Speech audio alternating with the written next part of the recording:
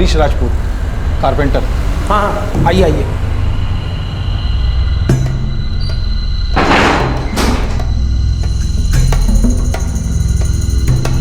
बताइए कौन कौन सा सामान बनवाना है आपको? सब, सोफ़ा, कुर्सियाँ, अलमारी, डाइनिंग टेबल, सब कुछ। ठीक है। अच्छा, कौन सा सामान किधर रखेंगे ये बता दो पहले से, तो मैं नाप ले लेता हूँ उस हिसाब से। एक मिनट।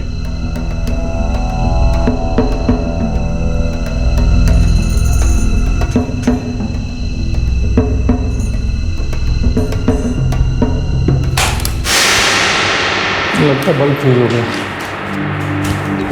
एक जाल बिछाया गया। हरीश राजपूत को पहले काम के बहाने से बुलाया गया, फिर रोशनी गुल हुई और अंधेरे में शायद एक जुर्म को अंजाम दिया गया। हरीश ने उस दरवाजे को खटखटाया तो सही, लेकिन जो अंदर जाने के बाद उसके साथ होने वाला था, बदकिस्मती से वो उसकी दस्तक सुन नहीं पाया। रात को खाना खाने के बाद करीबन 9:20 के आसपास वो घर से निकले। जब वो घर पे वापस नहीं आए तो कोई 11:30 के बाद से मैंने लगातार कई बार उनको फोन किया। इसी बीच रेखा ने मुझे बुलाया हरीश को ढूंढने के लिए।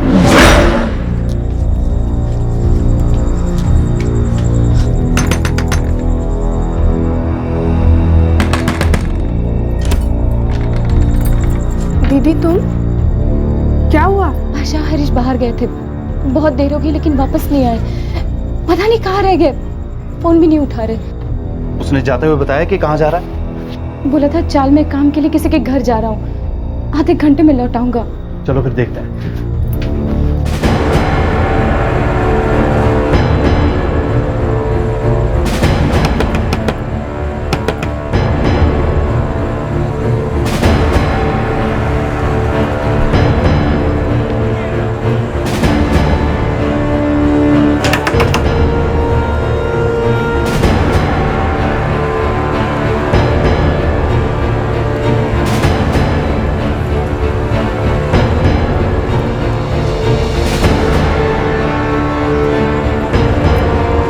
पीछे की तरफ देखिए ना, मैं यहाँ देखता हूँ।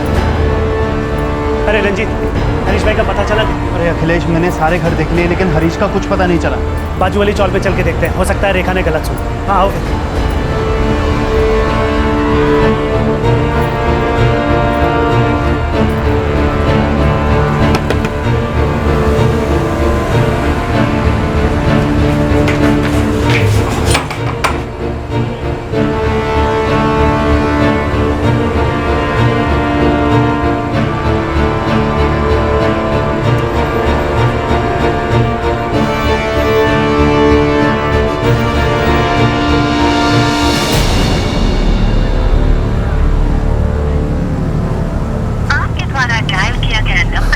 अरे हरीश का फोन तो अभी भी बंद आ रहा है।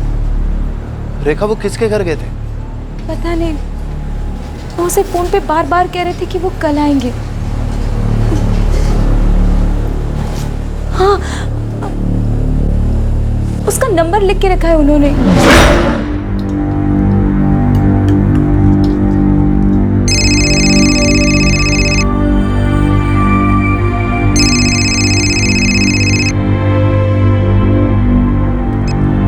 हेलो हरीश जी, आप आए नहीं फिर? हाँ, कौन बोल रहा है? शाम को फोन पे बात हुई थी ना आपसे काम के लिए, यहीं आपके चौल में रहता हूँ। अच्छा ठीक है, मैं कल आता हूँ आपके पास। आप नंबर दीजिए ना अपना, 1 मिनट।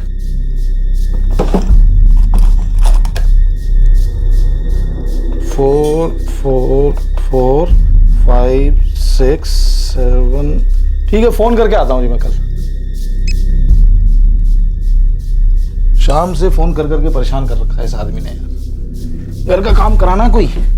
देख लो ना जाके, ऐसा ना हो कि अच्छा काम हाथ से निकल जाए। अरे नहीं रेखा, अभी थक गया हूँ मैं बहुत, कल जाऊंगा अब। जैसे हमने रात का खाना खत्म किया वैसे फिर से उसका फोन आ गया।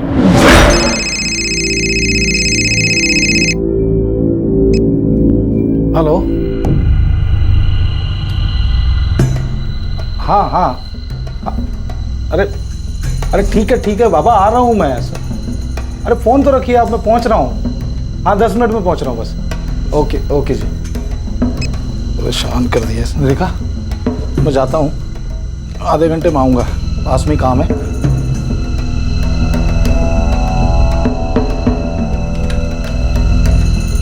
पापा हाँ बेटा। मैं भी चलो साथ पे। नहीं नहीं बेटा, रात हो रही है, तुम सो जाओ, सुबह स्कूल जाना है ना। चलो आता हूँ आधे घंटे में।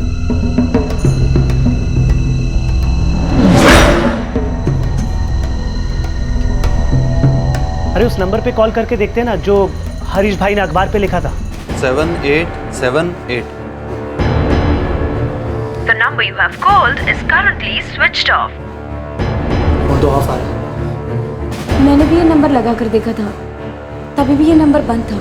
मुझे तो कुछ गड़बड़ लग रहा है। तो चलो पुलिस के पास चलते हैं। सब मेरी बीवी आशा रेखा की छोटी बहन है, और ये अखिलेश, ये हमारे पड़ोसी हैं। रेखा जी आपके पति हरीश राजपूत पेशे से कारपेंटर है ना? जी, वो ठेका लेकर काम कराते हैं। उनका एक पार्टनर भी है, विनोद कोलते।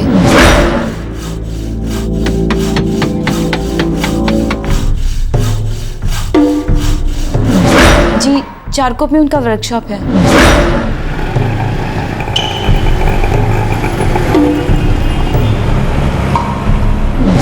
ये पार्टनर विनोद कोलते, उसका नंबर बोलिए। जी,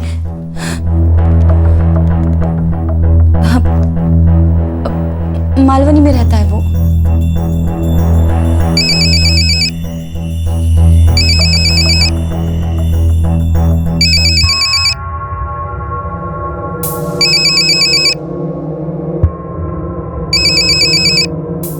हेलो, पीएसआई मुड़े बोलते हैं, जोगेश्वरी पुलिस स्टेशन। हरीश राजपूत कहाँ होगा अभी? घर पे होगा सर। क्यों, क्या हुआ सर? घर से तो गायब है, किसी कस्टमर को मिलने गया था। आपको पता है किससे मिलने गया था? नहीं सर, दुकान से तो शाम को ही निकल गया था घर के लिए, लेकिन उसने कुछ बोला नहीं किसी कस्टमर को मिलने जा रहा है। चल करके रखना इसको। ठीक है, आराम से ये सब देख ले। चलता हूँ मैं। हाँ, अपना साइड टेबल का देख लेता हूँ, और सोफे का काम तो फॉर्म आने के बाद ही शुरू होगा। तू निकल, मुझे रुकना पड़ेगा। हाँ, ये शोकेस का काम करवाता हूँ, पहले ही लेट हो चुका है। हाँ, अच्छा सुन, जल्दी जल्दी कर, नहीं तो ग्राहक सर पे बैठेगा। चल जल्दी कर। साहब, यही लास्ट बात हुई थी मेरी, किसी को मिलने जाना है, ऐसा तो कुछ बोला नहीं था उसने। ठीक है, देखिए आपके पति किसी काम में फंस गए होंगे, हम कल सुबह तक उनका इंतजार करते हैं। ऐसा कभी नहीं हुआ, रात को तो वो कभी काम ही नहीं करते हैं। फिर भी हमें सुबह तक तो इंतजार करना ही होगा। हम उनकी तलाश तब शुरू कर पाएंगे जब हमें उनका और वो दूसरे नंबर का कॉल रिकॉर्ड मिलेगा, और उसमें वक्त लगेगा। क्या पता तब तक शायद वो खुद ही घर चले आए।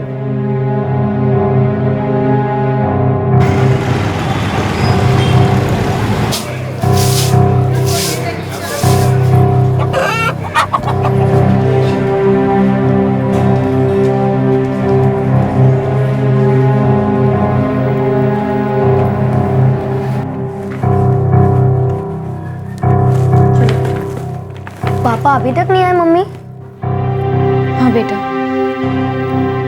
पता नहीं क्या हुआ, कहाँ फंस गए। चलो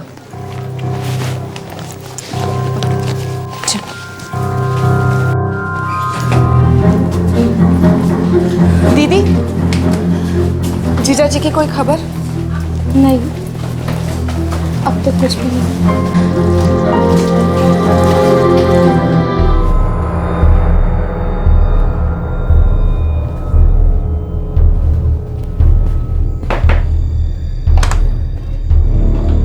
अखिलेश, कुछ पता चला?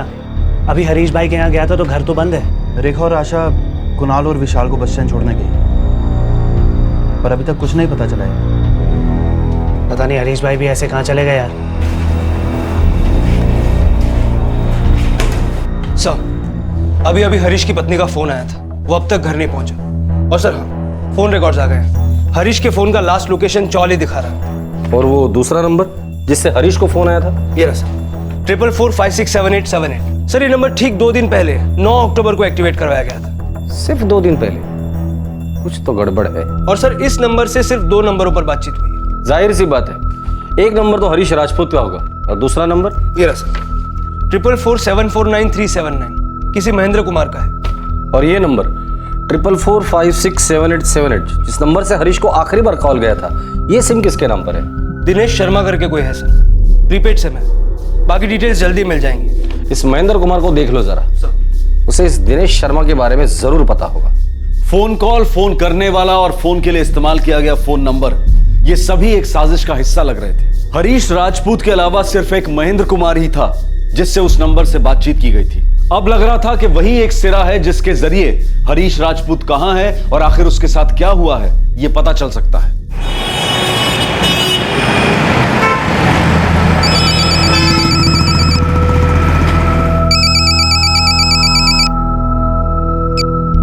हेलो, महेंद्र कुमार, जी बोल रहा हूँ। आप कौन? पीएसआई मुड़े, जोगेश्वरी थाना। जी क्या बात है सर? मैं आपके यहाँ हूँ या आप थाने आ रहे हैं? लेकिन बात क्या है सर? ये हरीश राजपूत कहाँ है? ये हरीश राजपूत कौन है? मुझे नहीं पता सर। हरीश राजपूत कल रात दिनेश शर्मा से मिलने गया था और फिर लौटा ही नहीं। हाँ, ये दिनेश शर्मा को तो मैं एक बार मिला हूँ। वो किराएदार है मेरा। आज वो एग्रीमेंट पेपर बनाने के लिए डॉक्यूमेंट लेके मेरे पास आने वाला है। और ये दिनेश शर्मा कौन है? उसने 2 दिन पहले 10 तारीख को मुझे फ़ोन किया था। बोल रहा था आपका घर मुझे किराए पे चाहिए। कहाँ है आपका घर? भवानी नगर चौक, जोगेश्वरी।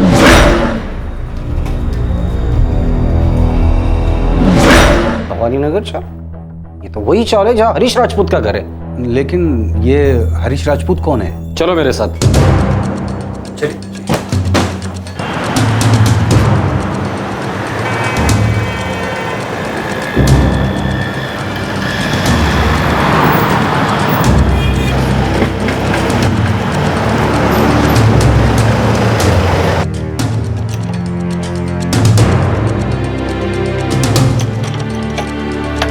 वैसे एक चाबी मैंने उनको भी दी है। आइए।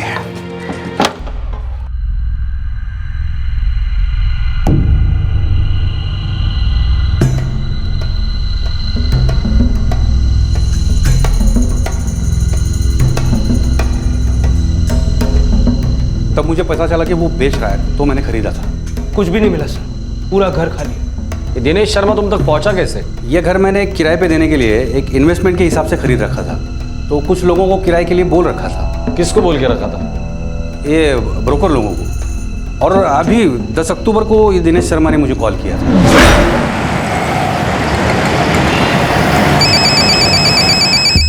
अरे बल्लू, ज़रा फ़ोन देख तो। ये देखिए। और एक मैं आपको दिखाता हूँ। हाँ, ये है। एक मिनट साहब, भवानी नगर चौल वाले घर के किराए के लिए किसी का फ़ोन है। तू ज़रा कस्टमर देख। हाँ, एक मिनट में। ये दिखा दे। हेलो, महेंद्र भाई। हाँ बोल रहा हूँ। आप कौन? दिनेश शर्मा बोल रहा हूँ। मुझे आपके भवानी नगर के चौल वाला घर रेंट पे चाहिए। आपको किसने बताया था? ऐसे तो कोई नहीं, मुझे तो बस एक ब्रोकर के उधर से पता चला। ठीक है, 40,000 रुपये डिपॉजिट है और 7,500 रुपये किराया। चलेगा? आज से ही मुझे चाहिए। नहीं, ऐसे तो मुश्किल है। क्या है ना, पहले पेपर वर्क करना पड़ेगा। महेंद्र भाई, मैं मुश्किल में हूँ जरा। पहले वाला घर मुझे आज ही खाली करना है। डिपॉजिट और 1 महीने का भाड़ा एडवांस में मिल जाएगा। मैं उसके बाद ही शिफ्ट करूंगा। डॉक्यूमेंट्स 1 दिन में दे दूंगा। पेपर वर्क पूरा हो जाएगा महेंद्र भाई, पक्का। ठीक है, ऐसा कीजिए, पैसा लेके आप मेरे गोरेगांव वेस्ट वाली दुकान पे आ जाइए। स्टेशन के पास ही एकदम। ठीक है? हाँ, मैं घंटे 2 घंटे में पहुंचता हूँ। दिनेश किसी एक और के साथ आया था। अब कौन था वो तो पता नहीं। बराबर है। तो महेंद्र भाई, चाबी?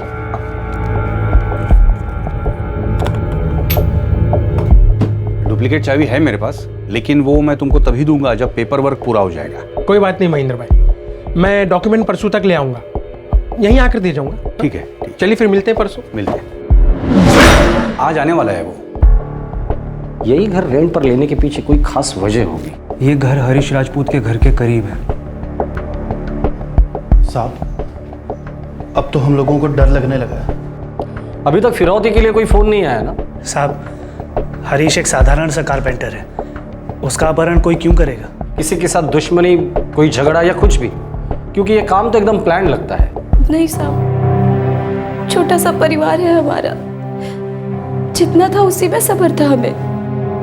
और मेरे पति तो हमेशा काम से काम ही रखते हैं।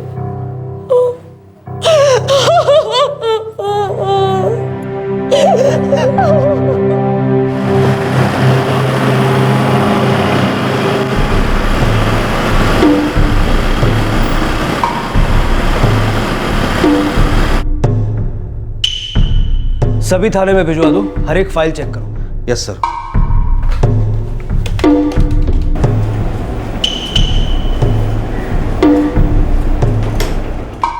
हरीश राजपूत कहाँ है? साहब सच में पता नहीं है मुझे, और ये दिनेश शर्मा कौन है ये भी नहीं जानता मैं। उसका नाम पहले कभी नहीं सुना है साहब। तुम्हारी हरीश से क्या दुश्मनी थी?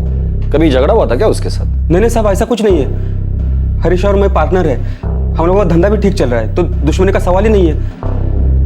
हम लोग एक फैमिली जैसे है साहब। फैमिली में तो प्रॉब्लम खड़ा होता है ना। कहाँ है वो? क्या किया उसके साथ? किडनैप किया? मार डाला? अरे बोलना, बोल। साहब क्या बोल रहे हो साहब? सच कह रहा हूँ साहब, मैं ऐसा सपने में भी नहीं सोच सकता। मेरा यकीन करो साहब।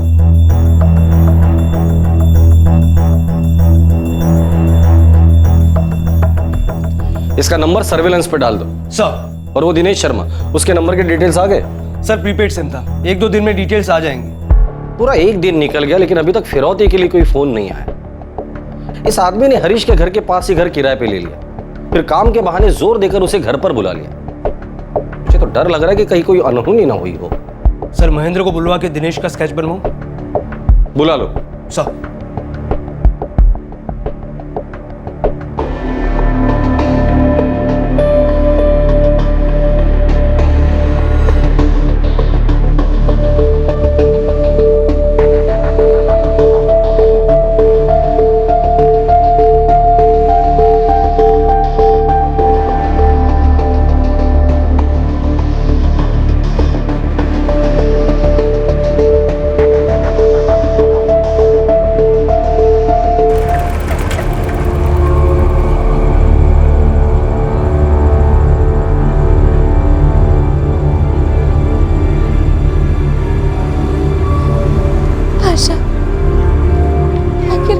चले गए वो।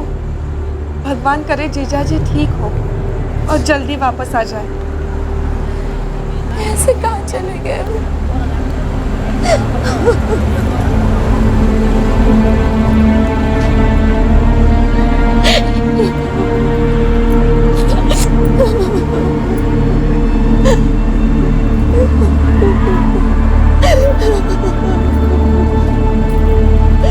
उस रात को गुजरे अब 2 दिन हो चुके थे।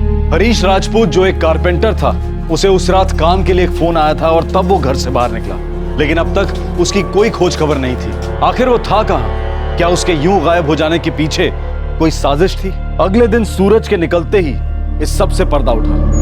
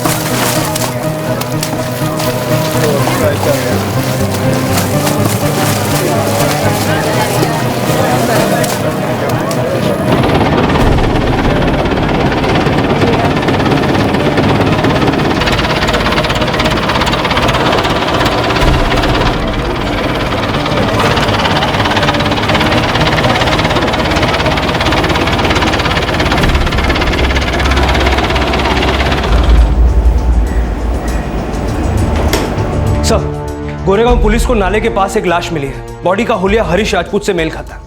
अभी कहाँ है बॉडी? हॉस्पिटल। चलो।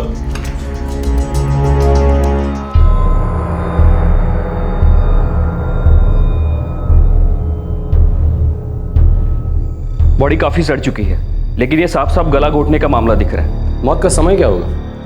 लगभग 72 घंटे पहले हुआ होगा। घर वाला ने इन्फॉर्म कर।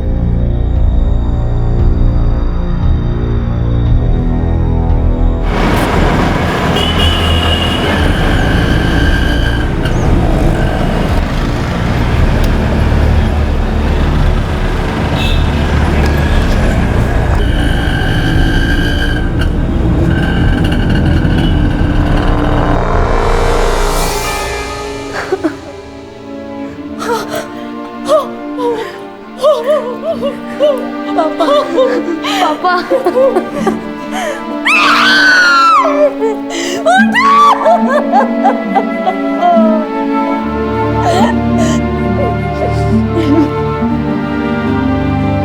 हम लोग मिसिंग कंप्लेंट को मर्डर केस में बदल रहे हैं। सर, हो ना हो इसमें हरीश के उस पार्टनर विनोद का कुछ हाथ है। क्यों? ऐसा क्यों लगता है आपको? सर, क्योंकि जो भी क्लाइंट्स हरीश लेकर आते थे, ये विनोद उन्हें छीनने में लगा रहता था। रेखा जी, आपको क्या लगता है, क्या ऐसा हो सकता है? मुझे पता नहीं, पता नहीं कोई क्यों उन्हें मारना चाहेगा। उन्होंने कभी किसी का बुरा नहीं किया।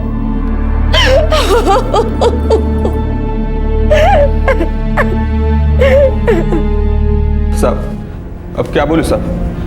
मैंने आपको पहले ही बोला था कि हम लोगों के बीच में कोई दुश्मनी नहीं थी। पिछले 3 साल से हम लोग पार्टनर थे। लेकिन हरीश तो अब रहा नहीं, मतलब उसके सारे क्लाइंट्स अब तुम्हें मिल जाएंगे। साहब, मुझे क्लाइंट की कमी नहीं है, भगवान का दिया बहुत काम है मेरे पास। हम लोग पार्टनर ही इसीलिए बने थे कि काम का बोझ बांट सके। वो मेरा अच्छा दोस्त था साहब, मैंने ऐसा बिल्कुल नहीं किया। तो फिर तुम्हारे हिसाब से ये सब कौन कर सकता है? पता नहीं साहब। हरीश का किसी क्लाइंट के साथ झगड़ा हुआ था या किसी से दुश्मनी थी उसकी? नहीं, ये तो कुछ पता नहीं साहब। ठीक है, मुझे हरीश के सारे क्लाइंट्स की लिस्ट चाहिए।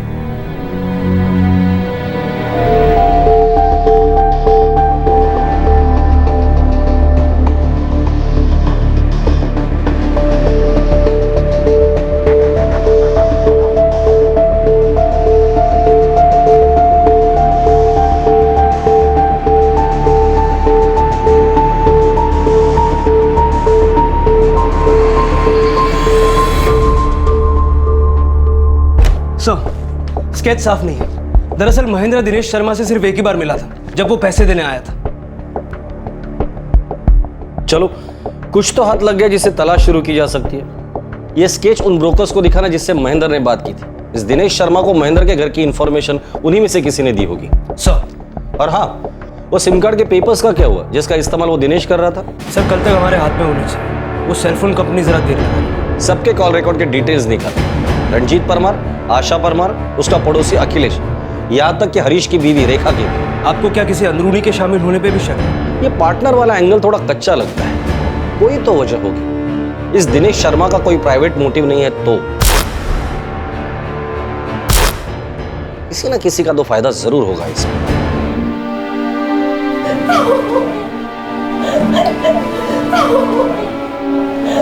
राम नाम सत्य है, राम नाम सत्य है, राम नाम सत्य है, राम नाम सत्य है, राम नाम सत्य है, राम नाम सत्य है, राम नाम सत्य है।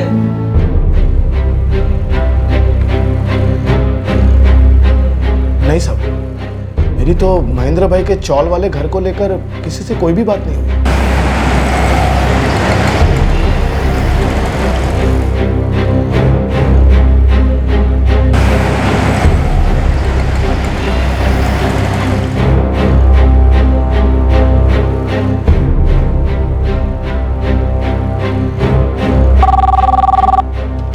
जोगशी प्रसन्न मुळे बोलतो।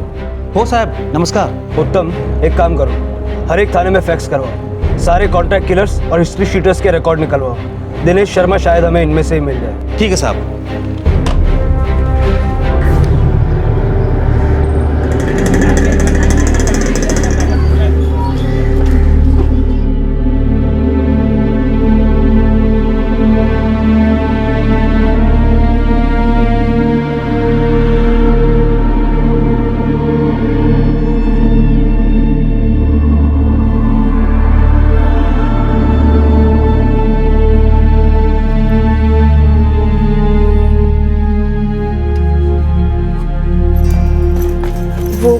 पुलिस से कुछ पता चला? नहीं, अभी तक तो कुछ नहीं।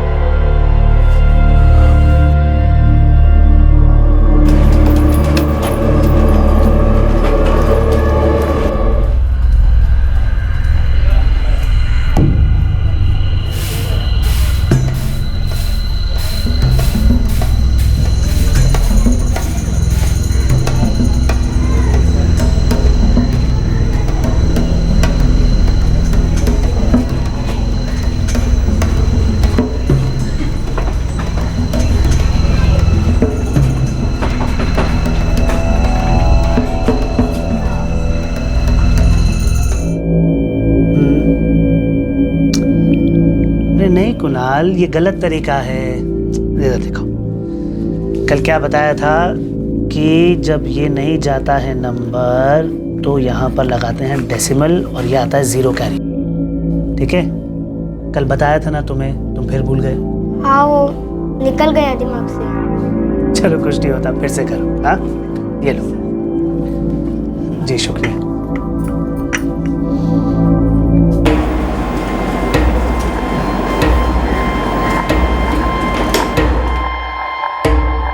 रंजीत परमार एक फैक्ट्री में काम करता है। रंजीत से किसी बात पे झगड़ा हो, ऐसी तो कोई बात दिखाई नहीं देती साहब। ये 2 औरतें रेखा और आशा दोनों बहनें ही हैं ना? हाँ साहब, दोनों बहनें हैं, पर उनपे भी शक जाए ऐसी कोई बात नहीं साहब। और ये हरीश और रेखा, इन दोनों के बीच कोई झगड़ा लफड़ा? अरे नहीं साहब, ऐसा कुछ होता तो कान को हवा लगती। और वैसे भी चाल वाले कुछ बोलते नहीं उनके बारे में। और वो उनका पड़ोसी अखिलेश, उसका क्या? पढ़ा लिखा आदमी है वो। बोले तो चाल के बच्चा लोग को ट्यूशन व्यूशन देता है साहब, और किसी फाइनेंस कंपनी में एजेंट है वो। उसकी कोई बात या उस पर कोई शक? मेरे को तो नहीं लगता साहब।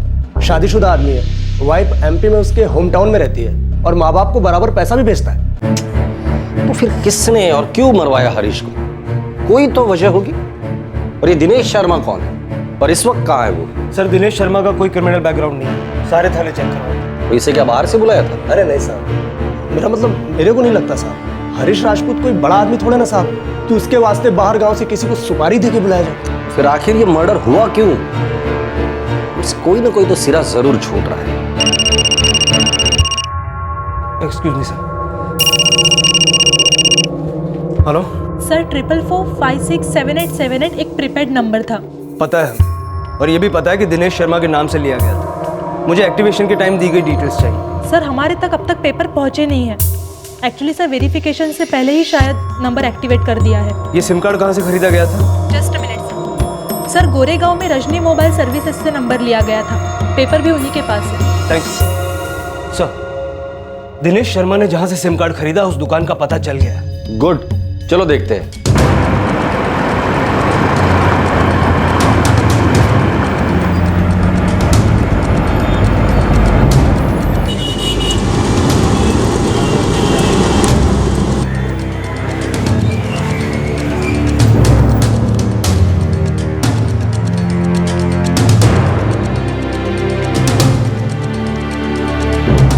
सर, ये सिम कार्ड 9 अक्टूबर को बिका था।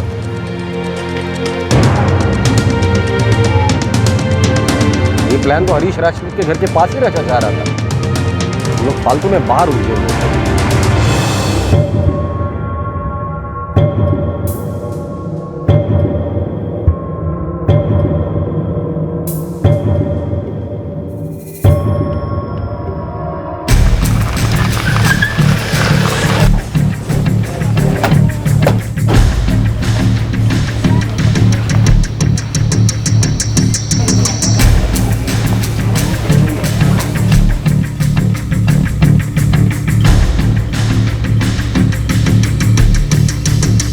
सर, ये तो रंजीत परमार का घर।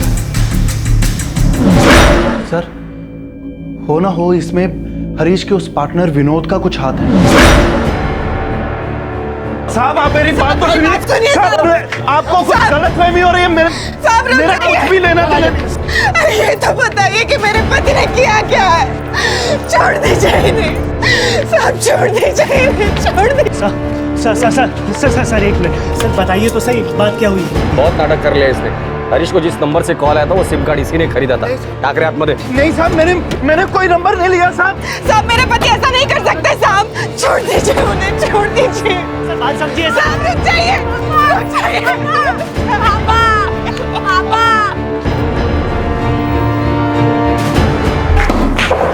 साहब, मैंने कुछ नहीं किया साहब। रंजीत, तुम्हारे साली का पति हरीश राजपूत क्यों मारा उसे? साहब, आप लोगों को गलतफहमी हो रही है साहब। मैंने किसी को नहीं मारा। चल मानता हूं कि तूने नहीं मारा। किससे मरवाया? दिनेश शर्मा से? नहीं साहब, मुझे कुछ समझ में नहीं आ रहा है कि आप लोग मेरे पीछे क्यों पड़े हैं। क्योंकि सिम कार्ड हासिल करने के लिए तुम्हारे रेशन कार्ड का इस्तेमाल हुआ है। इसमें दिनेश शर्मा का नाम फर्जी तरीके से डाला गया है। या तो ये दिनेश शर्मा तुम्हारा साथी है या तो ये नाम मनगढ़ंत है। इस हत्या के पीछे असली खिलाड़ी तुम ही हो। नहीं साहब, भगवान कसम साहब, मैं कुछ नहीं जानता। और इस सब में मेरा राशन कार्ड कहाँ से आ गया मैं नहीं जानता। इस सब में मेरा कुछ लेना देना नहीं है साहब।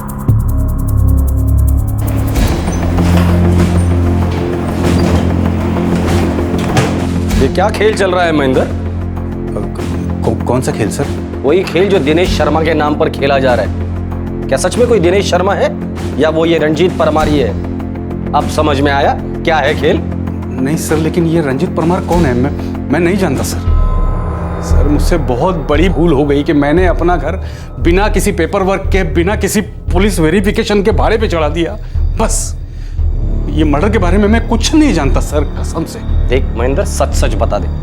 अगर तूने बताई हुई एक भी बात झूठ निकली ना, 10 दिन तक यहाँ उल्टा लटका के रखूंगा मैं तुझे, समझे? साहब मैं अपने बीवी बच्चों की कसम खा के बोल रहा हूँ, मैंने जो कुछ भी कहा है सच ही कहा है। सर एक ही सवाल पूछ पूछ के थका दिया, लेकिन रंजीत परमार ने टूटने का नाम नहीं लिया। मुझे लगता है वो भी गलत लपेटे में आ रहा है। पॉसिबल है, ये आदमी मुझे इतना चालाक लगता नहीं। अगर ये इतना शातिर होता तो एटलीस्ट खुद का राशन कार्ड यूज नहीं करता सिम खरीदने के लिए। पर सवाल ये है कि हरीश राजपूत को मारने के लिए कोई इतनी बड़ी साजिश क्यों रचेगा? मुझे नहीं लगता ये रंजीत परमार शामिल है इसमें। छोड़ दो उसे। सर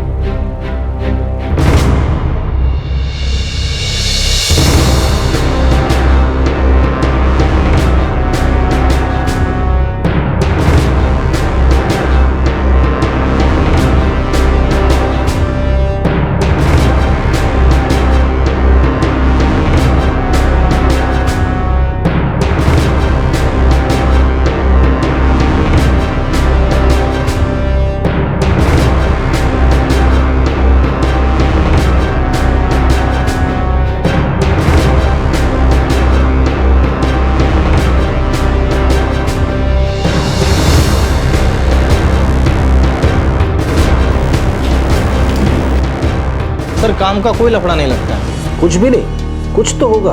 अब क्या है कि बाहर से तो सब साफ सुथरा दिखता है, लेकिन जरा डीप में देखो तो एक बात हिट किया मेरे को। क्या? वो जो मास्टर जी है ना अखिलेश,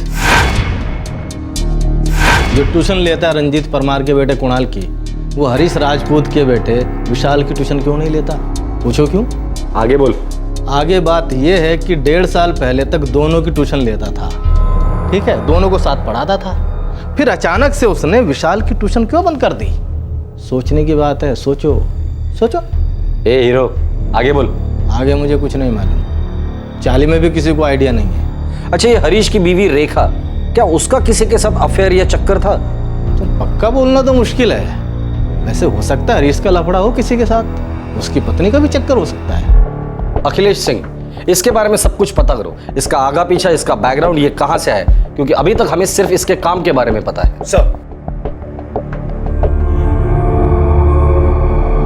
सिम कार्ड लेने के लिए किसी ने मेरा राशन कार्ड यूज किया। दिनेश शर्मा, लेकिन ऐसा तो कोई आदमी इस चौल में कभी रहा ही नहीं। महेंद्र भाई ने कहा तो था कि उसने एक दिन पहले ही घर किराए पे लिया था।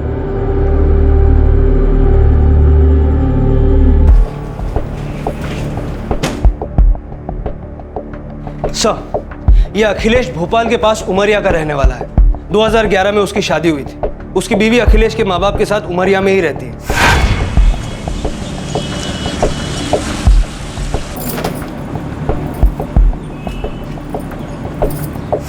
अखिलेश ग्रेजुएट है, बैंकों के लिए सेल्स एजेंट का काम करता है और ट्यूशन लेता है। 1.5 साल पहले हरीश राजपूत के बेटे विशाल की ट्यूशन लेना उसने बंद किया था। क्यों? एक काम करो, आशा परमार को पुलिस स्टेशन बुला लो। कहना इंटरोगेशन नहीं करना, कुछ जानकारी चाहिए। सर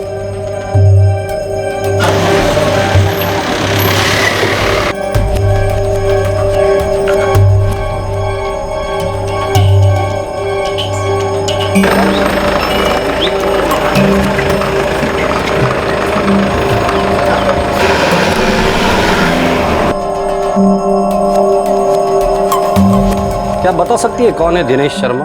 पता नहीं साहब, इससे पहले मैंने ये नाम कभी सुना ही नहीं। आशा परमार, आप और आपकी बहन रेखा परमार काफी सालों से पास पास रहते हैं ना? जी 11 साल हो गए। मतलब विशाल और कुणाल के पैदा होने से पहले? जी।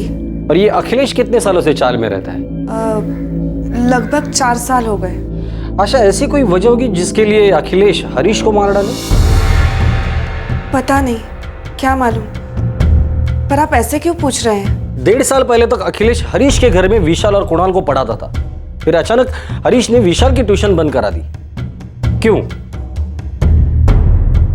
पहला लिखो ratio of 15 seconds to 1 minute लिखो। ठीक है। दूसरा सवाल है 1 मीटर टू 60 सेकेंड्स। 6 लिखो। 6 लिखो। मैं सच में नहीं जानती, पर हाँ, एक दिन अखिलेश ने अचानक विशाल को पढ़ाना बंद कर दिया। वो सिर्फ कुणाल को ही पढ़ाता था। इसके बारे में मैंने रेखा से पूछा तो उसने बोला कि विशाल को ट्यूशन की ज़रूरत नहीं है, वो अपनी पढ़ाई खुद कर सकता है। अच्छा, सीधा सा सवाल पूछ रहा हूँ, सीधा सा ही जवाब देना। क्या कभी अखिलेश और हरीश के बीच में झगड़ा हुआ था? मैं नहीं जानती। क्या अखिलेश और रेखा के बीच कुछ था? मैं क्या पूछ रहा हूँ इसका मतलब समझते हो तुम? साहब प्लीज, आप मेरी बहन के बारे में ऐसा मत बोलिए। ठीक है, तुम जा सकती हो। Thank you. जी। मुझे जाकर उस अखिलेश को लेकर आना, इससे पहले कि ये उसे मिलकर कुछ बताए।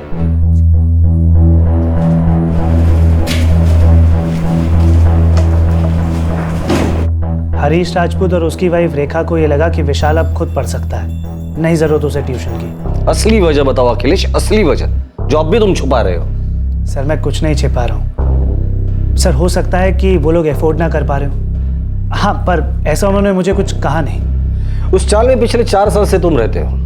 हरीश राजपूत बहुत बड़ा कारपेंटर नहीं था, पर उसकी हालत इतनी भी खराब नहीं थी। सबसे पहले तुमने कुणाल को पढ़ाना शुरू कर दिया, उसके बाद तुमने विशाल की ट्यूशन लेना शुरू कर दिया। फिर एक दिन अचानक तुम्हें विशाल की ट्यूशन बंद करने को कहा जाता है। क्यों? आपका इशारा क्या है सर? तुमने हरीश राजपूत को मारा। इतनी सी बात पे मार दूंगा क्या सर? क्या कह रहे हैं सर? सर मेरी अच्छी खासी जिंदगी है, मैं खुश हूँ, मैं शादीशुदा हूँ सर। और सबसे बड़ी बात सर, हरीश राजपूत और मेरे बीच में कोई दुश्मनी नहीं थी। आशा परमार, रेखा राजपूत की बहन ने हमें बताया कि तुम्हारा और रेखा का अफेयर था, इसीलिए हरीश ने तुम्हारी ट्यूशन बंद करा दी थी।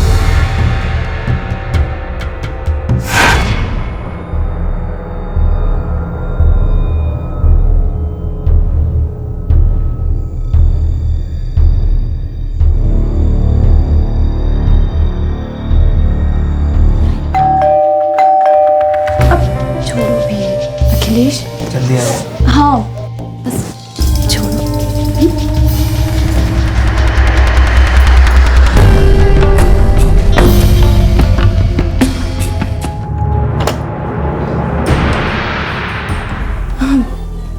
आप इतने जल्दी आ गए? अरे कुछ तबीयत ठीक नहीं लग रही थी ना, इसलिए लौट आया। सुबह से बस बुखार जैसा लग रहा है। आप बैठिए ना, मैं पानी लेकर आती हूँ।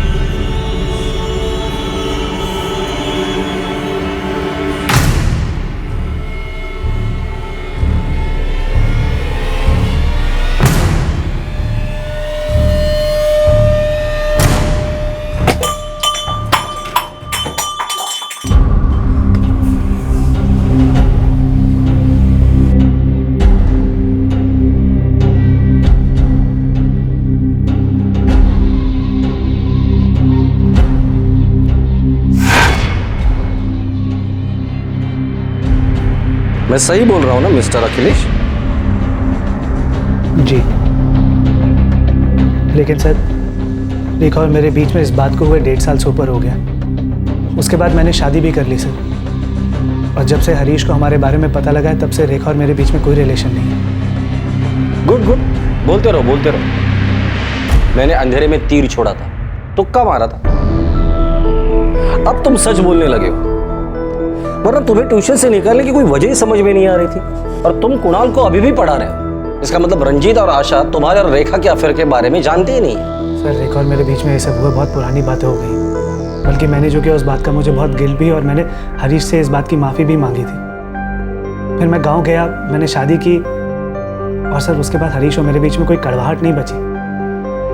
यही तो हमारा शक है। ये दिनेश शर्मा कौन है? सर मैं किसी दिनेश शर्मा को नहीं जानता। मैं हरीश राजपूत, कारपेंटर। हाँ हाँ, आइए आइए।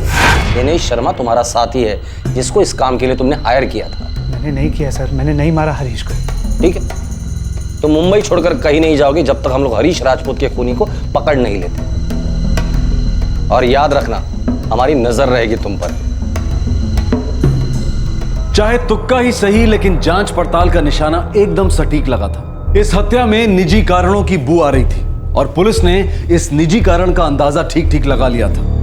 हरीश राजपूत की पत्नी रेखा और उनके पड़ोसी अखिलेश के बीच का अफेयर। लेकिन अब भी अखिलेश और रेखा के इस हत्या में शामिल होने के कोई साफ साफ सबूत नहीं मिल पा रहे थे कि जांच अपने मकाम, अपने एंड तक पहुंच पाती।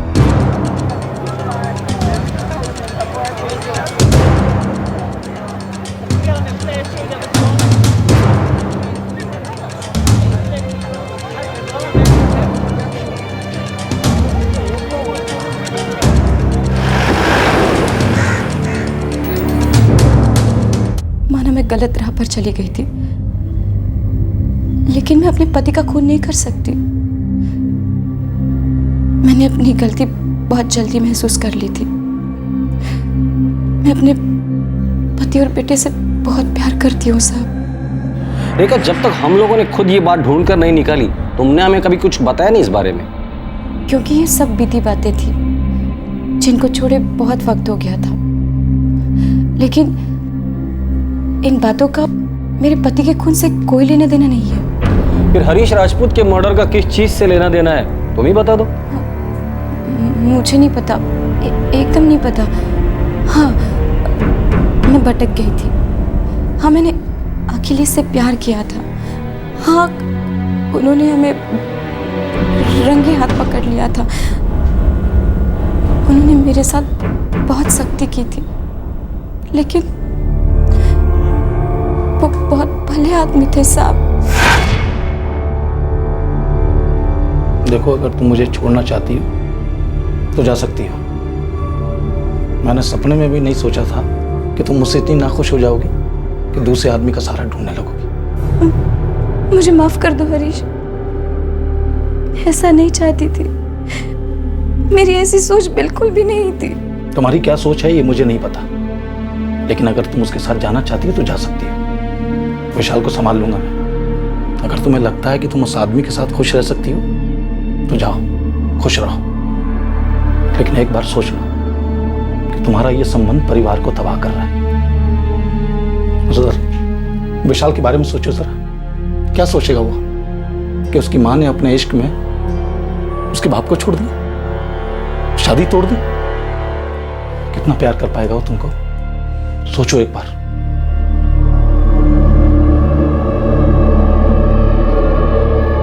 और सुनो, मैं नहीं चाहता कि अखिलेश इस घर में दोबारा कदम रखे।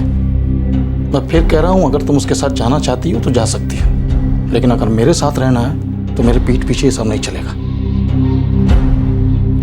और अगर दोबारा ऐसा हुआ तो सीधे तलाक दूंगा तुम्हें मैं, याद रखना।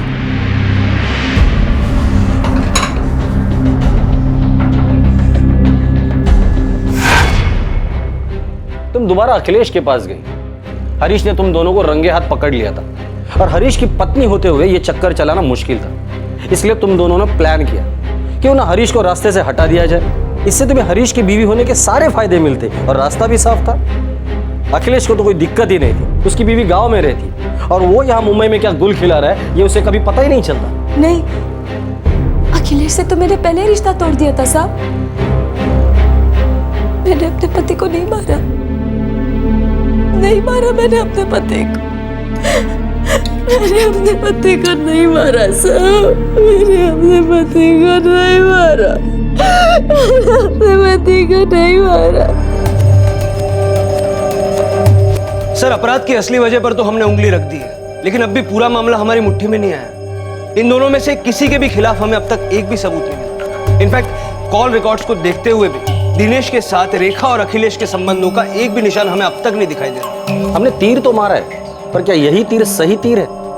एक पास तो हमने ढूंढ निकाला, हो सकता है कि ऐसे और भी कई पास हो, या ऐसा भी हो सकता है जितना हम सोच रहे उससे कई ज्यादा लेना देना दिनेश शर्मा का इस केस से हो।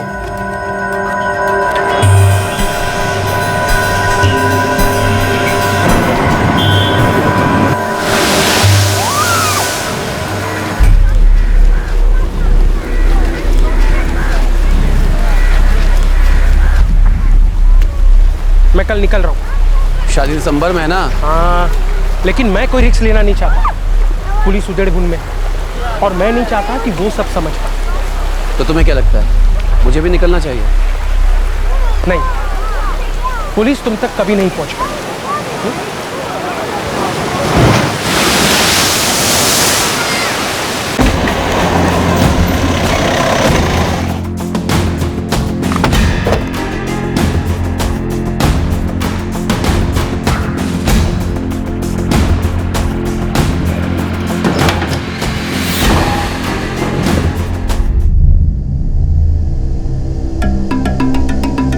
पूरे चांसेस है कि हरीश राजपूत को इसी घर में मारा होगा, या दिनेश शर्मा अपने साथियों के साथ उसका इंतजार कर रहा होगा।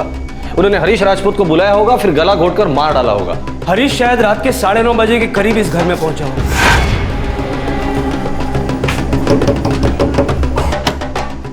मैं हरीश राजपूत। और फिर रात 11:30 के आसपास रेखा ने यह बात अपनी बहन आशा, उसका पति रंजीत और पड़ोसी अखिलेश को बताई होगी। आशा हरीश बाहर गए थे, बहुत देर हो गई लेकिन वापस नहीं आए। और फिर इन सब ने मिलकर हरीश राजपूत को ढूंढना शुरू कर दिया होगा।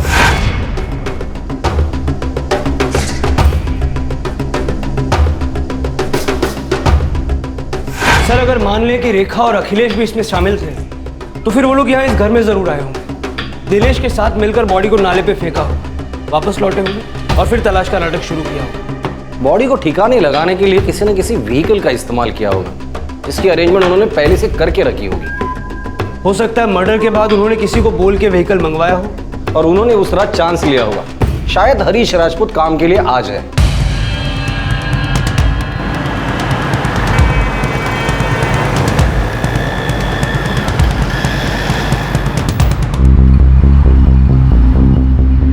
दिन के ट्रैफिक में हमें यहाँ पहुंचने के लिए आधा घंटा लग गया। रात के वक्त तो उन्हें 15 मिनट भी नहीं लगे होंगे और काम हो गया होगा। अखिलेश या रेखा को मैसेज मिल गया होगा कि काम हो गया और उन्होंने झूठी खोज का नाटक शुरू कर दिया। अगर ऐसा हुआ है तो किसी न किसी तरीके से तो कम्युनिकेट किया होगा। हरीश का सेल फोन और दिनेश शर्मा ने जो सिम कार्ड इस्तेमाल किया था, दोनों सिम कार्ड बंद किए जाने के पहले आखिरी लोकेशन चौल दिखा रही है। तो सर, इसका मतलब यह है कि इस मैसेज को कम्युनिकेट करने के लिए किसी और ही सेल फोन का यूज किया गया। सारे रिकॉर्ड्स निकालो। 11 अक्टूबर 2012 की रात चाल से लेके इस जगह तक जितने भी कॉल्स रात के 9:30 और 11 के बीच हुए, सबके रिकॉर्ड्स निकालो। मेरे ख्याल से ज्यादा नहीं होनी चाहिए। सर, रेखा और अखिलेश पर शक जरूर था, लेकिन उनके इसमें शामिल होने के कोई सबूत नहीं थे। इनके उस रहस्यमय दिनेश शर्मा के साथ जुड़े होने का भी कोई इशारा नहीं था। जिन लोगों ने हरीश राजपूत के कत्ल का प्लान रचा था, पुलिस अब उन कातिलों की चाल के कदमों के निशान खोजने में लगी थी।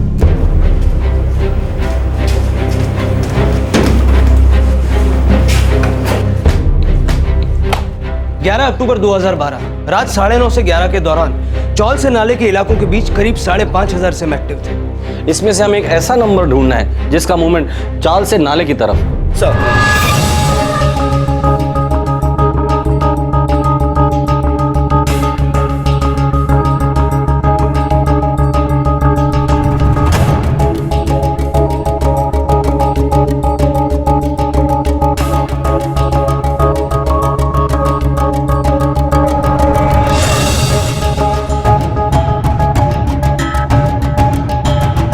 एक नंबर मिला है मुझे जिसका एग्जैक्ट मूवमेंट चाल से नाले की तरफ है। 444-333-245। तुक्का मारा है, हो सकता है मछली की आंख पे भी लग जाए। इस नंबर की सारी डिटेल इंफॉर्मेशन निकालो। सर,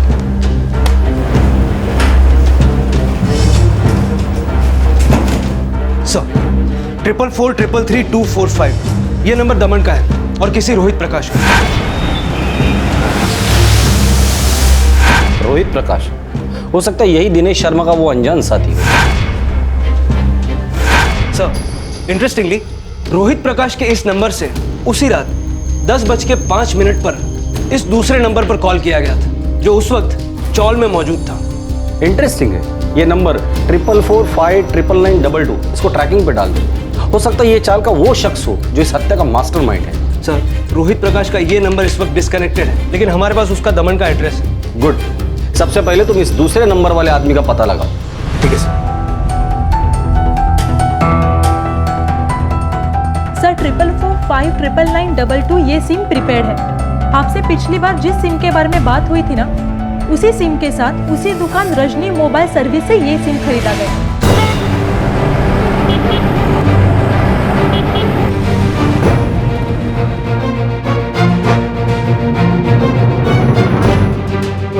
सर ये सिम कार्ड भी उसी एड्रेस प्रूफ पर दिनेश शर्मा ने खरीदा था।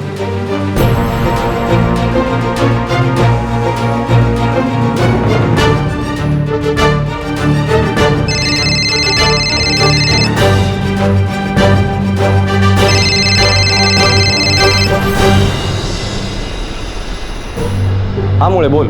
सर ये दूसरा वाला सिम भी दिनेश शर्मा के नाम पर है और रंजीत परमार के एड्रेस प्रूफ पर ही खरीदा गया था। ग्रेट। मतलब सारी गुत्थी इस दिनेश शर्मा के आसपास ही घूम रही है, जो सब जगह, पर कोई नहीं जानता कि असल में है कहाँ, या असल में है भी या नहीं। क्या हो सकता है कि दिनेश शर्मा सिर्फ एक नाम इस्तेमाल किया है इस मर्डर के मास्टरमाइंड और एग्जीक्यूटर में, जो शायद दो अलग अलग लोग हैं। सर मुझे लगता है कि इस गुत्थी की चाबी अगर किसी के पास है तो वो है रोहित प्रकाश। मुड़े हमें दमन चलना होगा।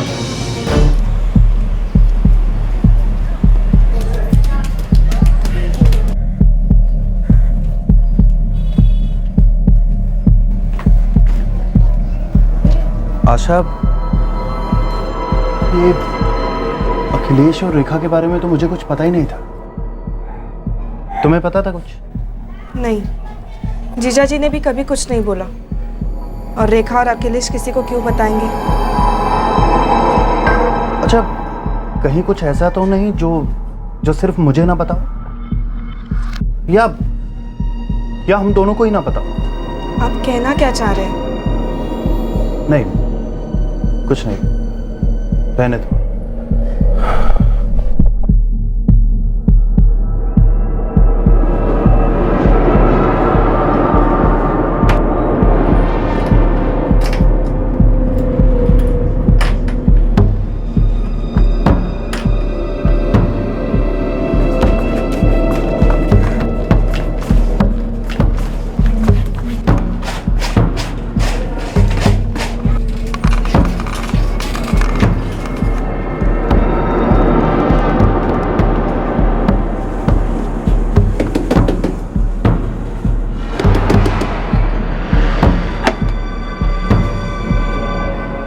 तुमने तो नहीं मारा हरीश को?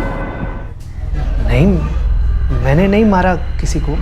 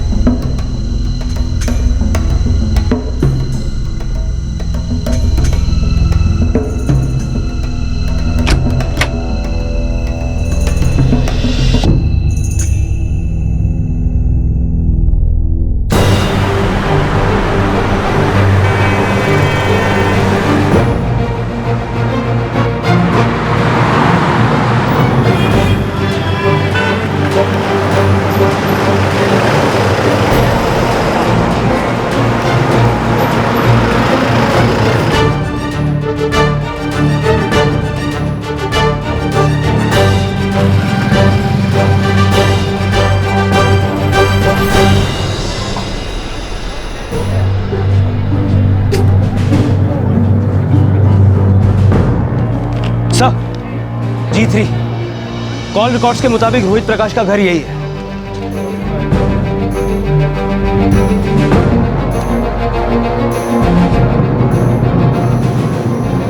भाई साहब, आप रोहित प्रकाश को जानते हैं? जो ये मकान में रहता है? जी। जो कारपेंटर है वही ना? हाँ हाँ वही। कहाँ गया है वो? शायद गांव गया होगा, सुना था उसका मैरिज होने वाला है। अच्छा, गांव कहाँ है उसका, कुछ पता है आपको? नहीं, मालूम नहीं। हाँ, उसका एक फ्रेंड है भूपेश, उसके साथ इधर ही रहता है। Thank you.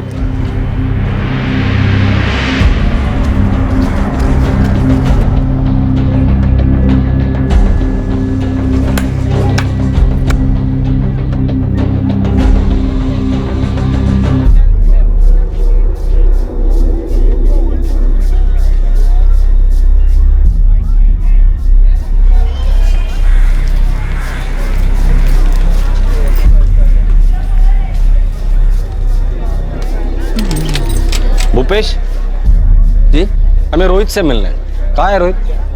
रोहित? कौन रोहित? मैं किसी रोहित को नहीं जानता हूँ। ये सब क्या है? छोड़ो। तो पक्की बात है कि तुम रोहित को बहुत अच्छी तरीके से जानते हो। मैं सच बोला। सब बता रहे। और अब तुम्हें याद भी आया होगा कि रोहित कौन है और इस वक्त कहाँ है वो। रोहित अपनी शादी के लिए गया साहब। ये दिनेश शर्मा कौन है? और ये रोहित का और दिनेश का आपस में कनेक्शन क्या है? दिनेश शर्मा कोई है ही नहीं। रोहित ही दिनेश शर्मा बन गया था। हेलो हरीश जी, आप आए नहीं फिर? हाँ, कौन बोल रहा है? दिनेश शर्मा। शाम को फोन पे बात हुई थी ना आपसे काम के लिए। यहीं आपके चौल में रहता हूँ। गुड, हमारा भी यही अंदाजा था कि ये रोहित ही होगा। अब सिर्फ इतना बता दे, ये रोहित है कौन, इसका आगा पीछा क्या है और गांव कौन सा है उसका? उमरिया, भोपाल के पास। सर, ये अखिलेश भोपाल के पास उमरिया का रहने वाला है। उमरिया? सर, ये अखिलेश भी तो उसी गांव का रहने वाला है। अब जाके पहले के सारे टुकड़े एक दूसरे से जुड़ रहे हैं। बड़े, मुझे लगता है हमारा निशाना मछली के ठीक आग पर लगने वाला है।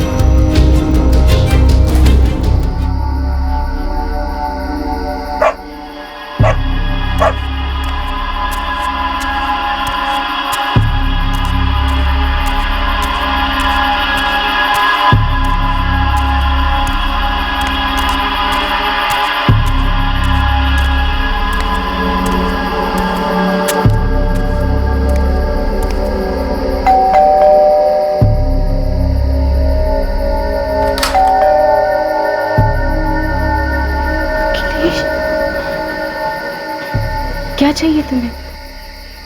देखा, मैंने हमेशा तुम्हें चाहा। क्या चाहिए? मैंने ये सब जो किया तुम्हारे लिए तो किया है। क्या?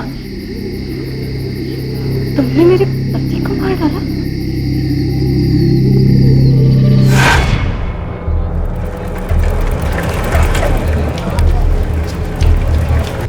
मैं जी नहीं सकता तुम्हारे बिना। अखिलेश, मैं किसी की बीवी हूँ, एक बच्चे की माँ हूँ मैं। मेरा घर परिवार है। देखो, हमारे भी जो भी कुछ हुआ है वो भूल जाओ।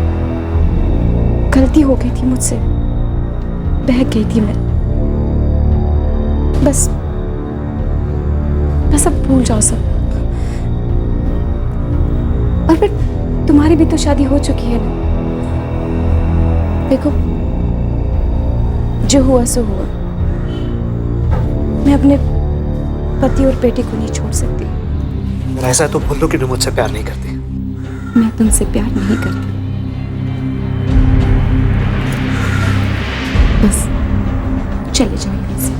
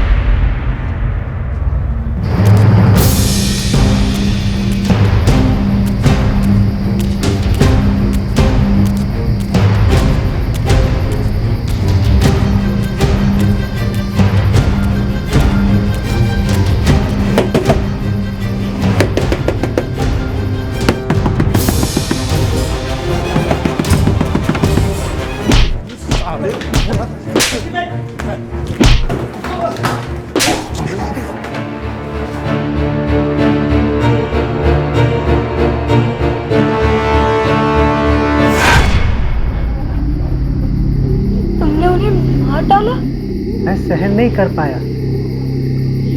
उसने मेरे घर में आके मुझे मारा और फिर मैं तुम्हें भी तो अपने साथ रखना चाहता था और इसके अलावा और कोई दूसरा रास्ता नहीं था। तुमने क्या सोचा? तुम मुझे इस तरीके से पालोगे? तुम हमेशा से क्या मेरे साथ नहीं रहना चाहती थी?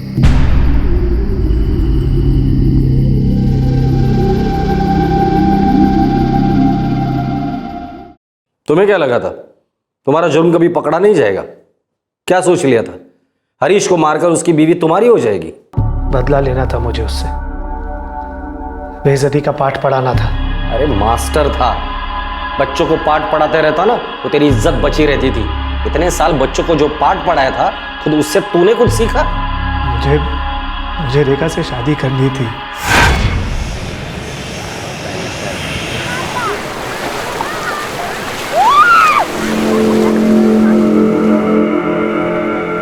तो तू अब चाहता क्या है? बदला, बेइज्जती का बदला, और वो भी ऐसा कि उसकी 7 पुश्तें याद रखे। कुटाई करते कमीने की।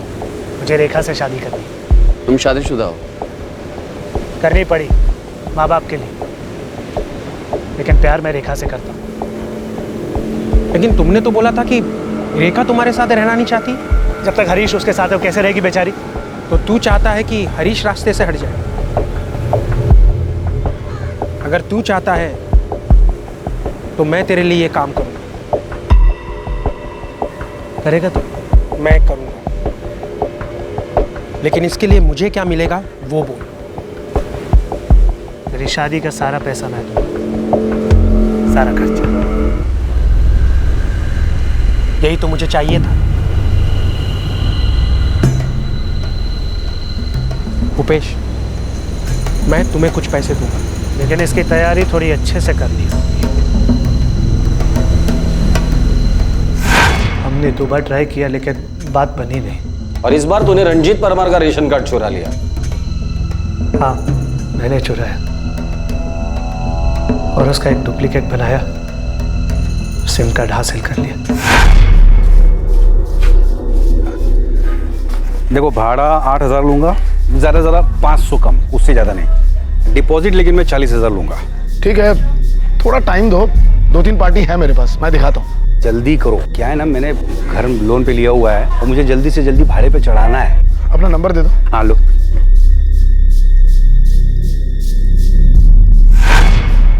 दिनेश शर्मा के नाम के सिम कार्ड मेरे पास आ गए।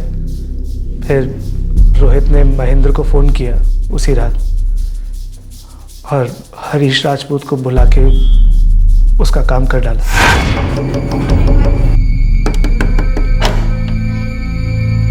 मैं हरीश राजपूत, कारपेंटर। हाँ हाँ, आइए आइए।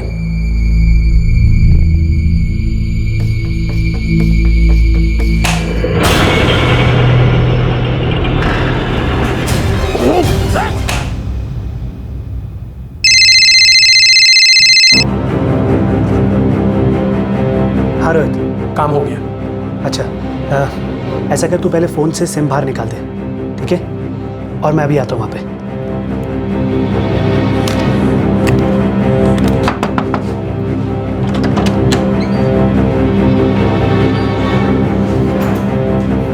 चिल्लाए तो नहीं ना? नहीं, हमने मौका ही नहीं दिया। ठीक, निकलते हैं फिर, लेकिन इसे बाइक पे ले जाना होगा। बाइक मैं चलाऊंगा, तू और मैं इसको अपने बीच में रखेंगे, ठीक है? और भूपेश, तुम तू बाइक पे हमें फॉलो करना, ठीक है? मगर हमें सावधान रहना होगा। चिंता मत कर, मैं अंदर वाली गली का एक रास्ता जानता हूँ, सीधा नाले पे निकलता है। आधे घंटे में निकलते हैं, तब तक रोड्स भी खाली हो जाएंगे।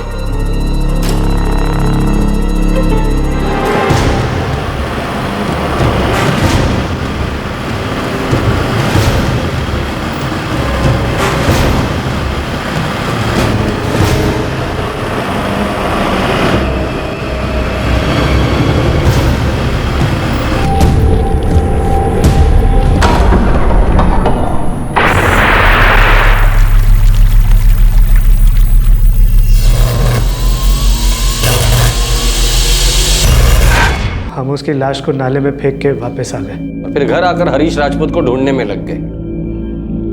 बड़े दुख की बात है। क्या सोच लिया था हरीश को मारकर तुम्हारा बदला पूरा हो जाएगा, उससे तुम्हारा प्यार तुम्हें वापस मिलेगा?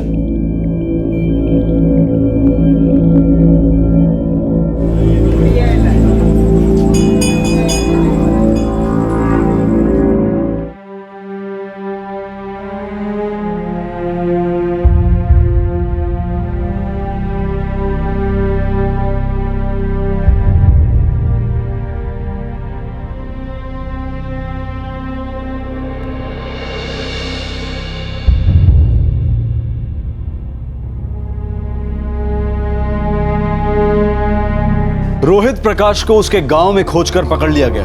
अखिलेश, भूपेश और रोहित तीनों भी जुडिशियल कस्टडी में हैं। पुलिस चार्जशीट फाइल कर चुकी है और जल्द ही केस की सुनवाई शुरू हो जाएगी।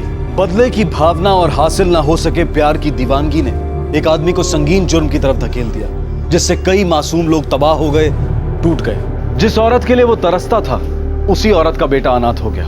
उसकी अपनी पत्नी की जिंदगी एक ऐसा पति पाकर बर्बाद हो गई जिसे उसकी जरा भी परवाह नहीं थी। जब आप हदें पार कर जाते हैं, तब सीमा में रहना नामुमकिन हो जाता है। ऐसा नहीं है कि गुस्सा आना स्वाभाविक नहीं है, किसी के लिए आकर्षण होना स्वाभाविक नहीं है, लेकिन इनके परिणाम अक्सर हर कोई जानता है। माना कि दीवानगी, जुनून, पैशन एक इंसानी अभिव्यक्ति है, लेकिन इसके परिणाम में जो अपराध होते हैं वो अक्सर एक बड़ी हैवानी छाप छोड़कर जाते हैं। आपसे फिर मुलाकात होगी क्राइम पेट्रोल दस्तक में एक और नए केस के साथ। तब तक अपना ख्याल रखें, सुरक्षित रहें और याद रखें, किसी की जान लेकर हम अपनी समस्याओं का हल नहीं पा सकते हैं। जय। इस तरह के और भी एपिसोड देखने के लिए हमारे चैनल को सब्सक्राइब करें और बेल आइकन दबाना ना भूलें।